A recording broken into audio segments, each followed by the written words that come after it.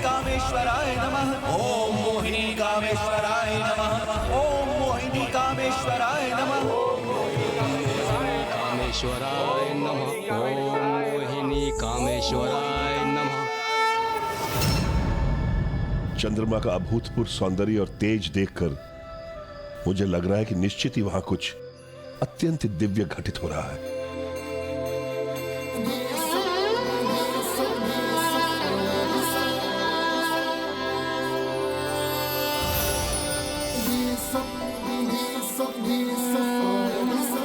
अत्यंत अलौकिक पल था वो, जैसे आज हम यहाँ ये मंत्रमुग्ध करने वाला दृश्य देखने वाले हैं, वैसे ही उस समय संपूर्ण जगत उस दृश्य का साक्षी बनने वाला था।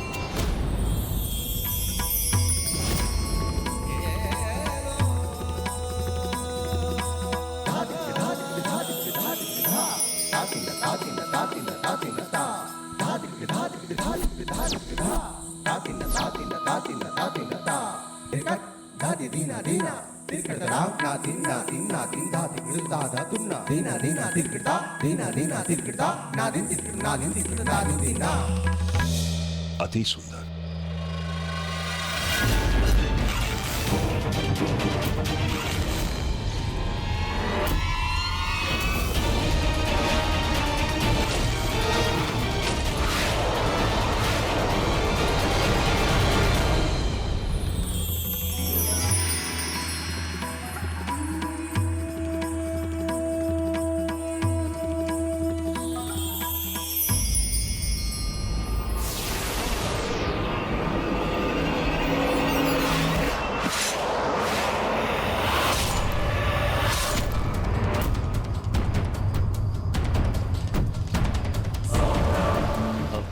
कोई नहीं, मैं ही अंत करूंगा इसका।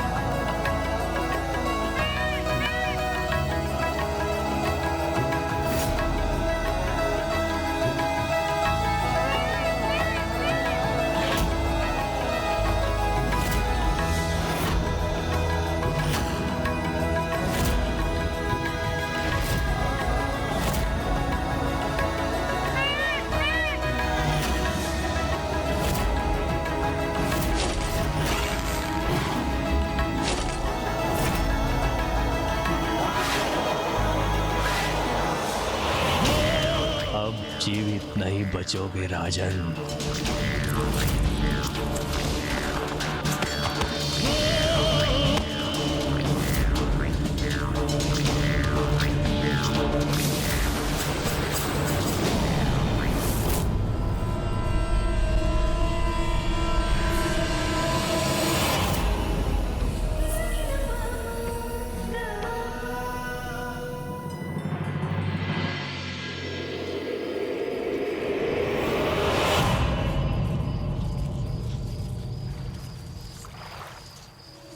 कितना सुंदर जलाशय है।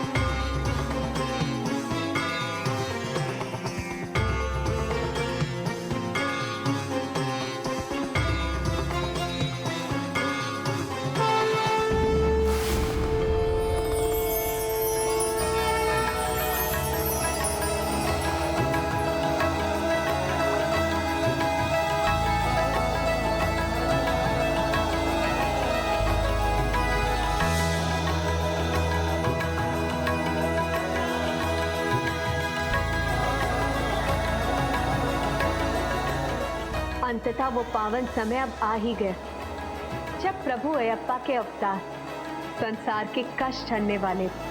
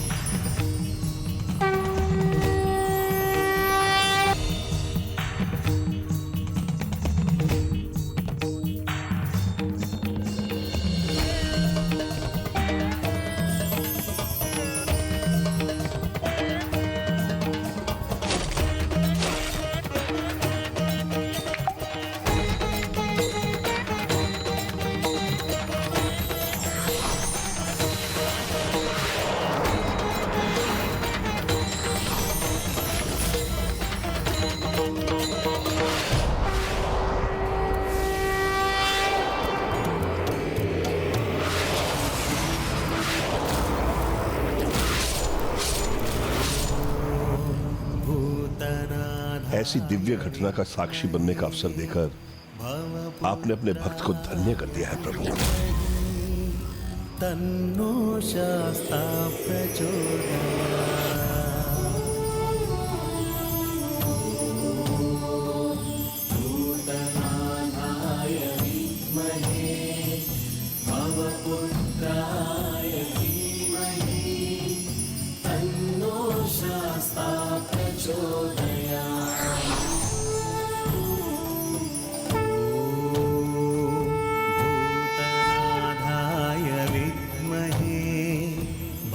पुत्राय धीमहि तन्नो शास्ता प्रचोदयात्।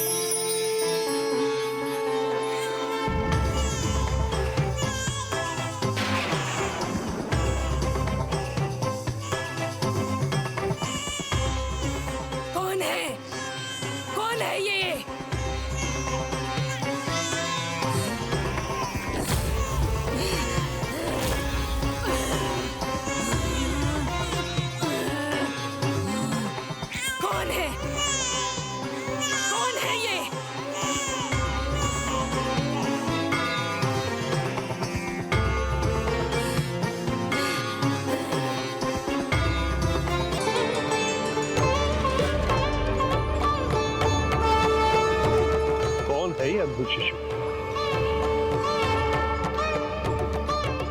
कितनी मनमोहक है इसकी छवि, जिसे देखकर मेरे हृदय में इसके लिए स्नेह उमड़ पड़ा है। मंत्रीवर जी महाराज। जहां एक नरभक्षी बाघ का संकट है, वहां ऐसा नवजात शिशु कैसे जीवित रह सकता है? नहीं, मुझे ही कुछ करना पड़ेगा। ये क्या? ये राजा तो इस शिशु पर पूरी तरह मोहित हो गया है। यदि ये शिशु राजमहल पहुंच गया तो ये राजा अपना पूरा पितृ प्रेम इस शिशु पर उड़ेल देगा और इसे अपना उत्तराधिकारी बना देगा। नहीं, इस कार्य को मुझे अभी रोकना होगा। रुकिए महाराज, मैं आपका महामंत्री होने के नाते आपको इतना बड़ा संकट नहीं लेने दूंगा। रुक जाइए महाराज, ये शिशु एक छल है, छल। किंतु ये भी तो संभव है कि ये चमत्कार हो।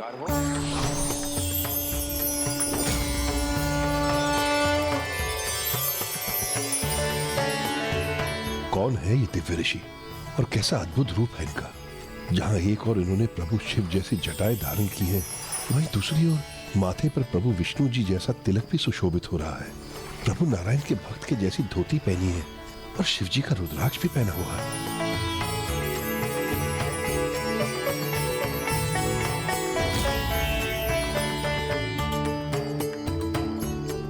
महाराज, महाराज, सब और माया ही माया है। पहले ये मायावी शिशु और अब ये ऋषि। अवश्य ही हमारे किसी शत्रु का षड्यंत्र है ये महाराज। किंतु ये भगवान की लीला भी हो सकती है। महाराज, इसे पहले कभी नहीं देखा और ना ही इसका कोई परिचय हमें मिला है। ऐसे ऋषि के सुझाव पर आगे मत बढ़िए महाराज। ये शिशु मायावी भी हो सकता है। किंतु ये शिशु ईश्वर का स्वरूप भी हो सकता है। तो फिर राजा ने क्या किया माँ? उन्होंने ऋषि की बात सुनी या मंत्री की बात मानी?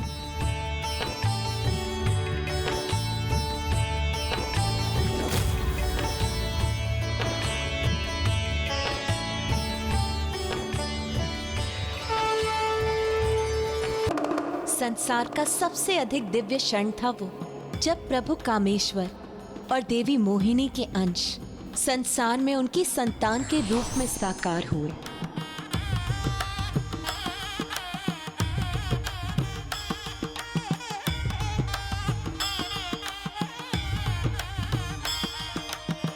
क्या हुआ पुत्र गणेश? अब तुम किस विचार में मग्न हो? माँ, आपका असीम प्रेम जो प्रभु अयप्पा के प्रति है, उसे जानकर मग्न हो रहा हूँ। वो प्रभु अयप्पा जो आपकी नहीं, महादेव और देवी मोहिनी जो भले ही किसी की भी नारी स्वरूप हो, उनकी संतान है।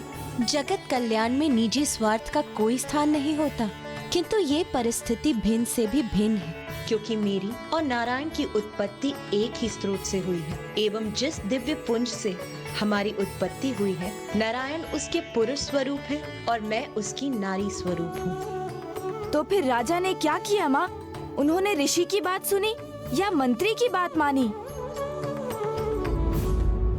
महाराज, ऐसे ऋषि के सुझाव पर आगे मत बढ़िए महाराज। महाराज, ये कहीं हमारी मूर्खता न प्रमाणित हो जाए। ये तुम्हारी बुद्धिमानी भी तो प्रमाणित हो सकती है। राजन, आपका अंतर्मन भक्ति भाव से ओतप्रोत है और इसका मुझे आभास हो रहा है। ये शिशु आपकी भक्ति का ही प्रसाद है, क्योंकि ईश्वर ने एक सच्चे भक्त को इसका पालनहार समझकर आशीर्वाद के रूप में भेजा है। इस शिशु को अपनी गोद में उठाकर अपनाइए इसे और इसके पालनकर्ता बनिए।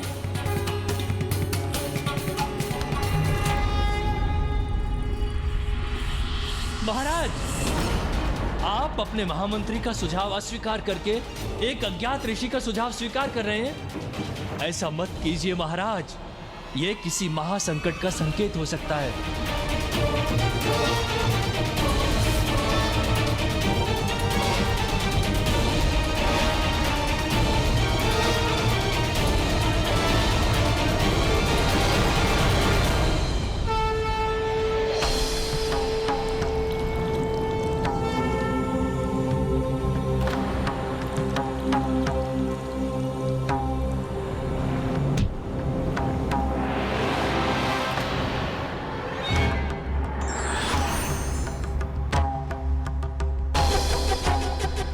महाराज, मैंने आपको पहले ही सावधान किया था कि ये एक माया जाल है।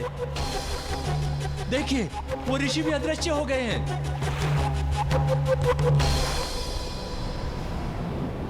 अभी भी समय है महाराज, उस शिशु को वहीं छोड़ दीजिए और आप बाहर आ जाइए। यदि ये बालक महाराज के साथ राजमहल आ गया तो मेरे राजा बनने के मार्ग का अवरोध सिद्ध होगा।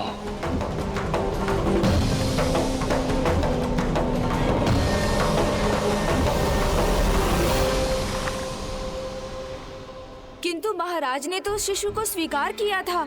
ये तो अच्छा कार्य था माँ, फिर वो डूब क्यों रहे थे? व्यक्ति जब जब सच्ची भक्ति के भाव में डूब जाता है तो वो सौभाग्य का भागी बन जाता है। उसका विवेक उचित समय पर उचित कार्य कर जाता है और वही राजा राजशेखर के साथ भी हुआ। वो अपने महामंत्री की बात ना मानकर स्वयं अपनी ही रक्षा कर रहे थे। महाराज छोड़ दीजिए उस शिशु को वहीं और आप बाहर आ जाइए इस जलाशय से। ये अवश्य संकट का संकेत है महाराज, आप बाहर आइए। इसका त्याग कीजिए महाराज, हठ मत कीजिए, जलाशय से बाहर आइए। किंतु ये भी तो संभव है कि ये चमत्कार हो। अवश्य वही है ये, मेरे प्रभु हरिहरा का आशीर्वाद और मुझ पर छाया संकट मात्र मेरी परीक्षा है। ओम हरि हरेश्वराय नमः। भक्ति का एक ऐसा दंड दिया है प्रभु राजा राजशेखर को।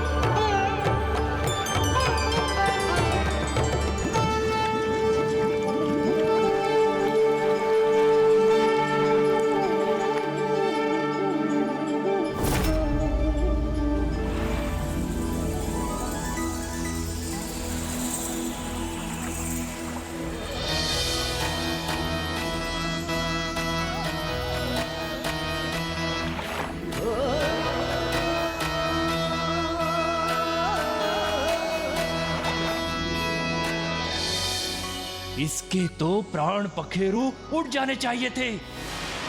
इसका जीवन बचना संभव कैसे हुआ, कैसे?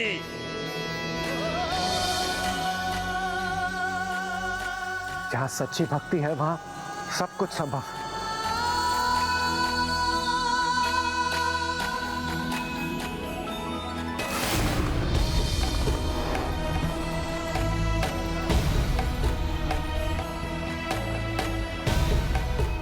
विश्वास नहीं होता, ये जल में डूबकर भी सुरक्षित निकल आया। महाराज, महाराज आप सुरक्षित हैं? अद्भुत चमत्कार है ये, चमत्कार नहीं महा चमत्कार है ये महाराज। आपको सुरक्षित देखकर हम अति आनंदित हो रहे हैं। महाराज हमारी तो हृदय गति ही रुक गई थी। जाइए महामंत्री, संपूर्ण राज्य में घोषणा करवा दीजिए कि राजा राजशेखर अपने प्रभु हरिहरा के आशीर्वाद स्वरूप अपने पुत्र के साथ वापस लौट रहे हैं। अवश्य महाराज, अवश्य।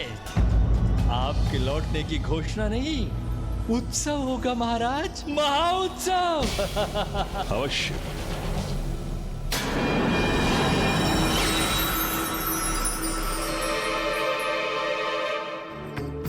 मेरे पुत्र, आशा है मेरी पत्नी तुम्हारी माँ भी तुम्हें उतने ही स्नेह से स्वीकार करेंगी जैसे मैंने किया है।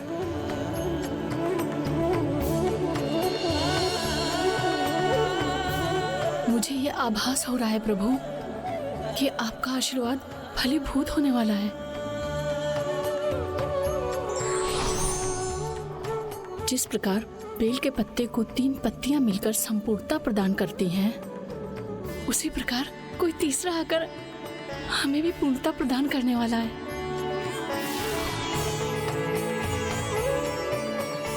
देखिए प्रभु, मुझे तो उसका स्वर भी सुनाई देने लगा।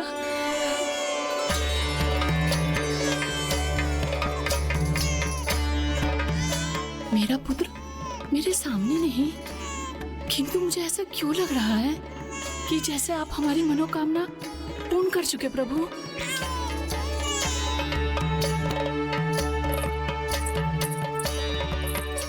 प्रणाम महारानी। महारानी बाहर महाराज वो हरिहरा, हरिहरा।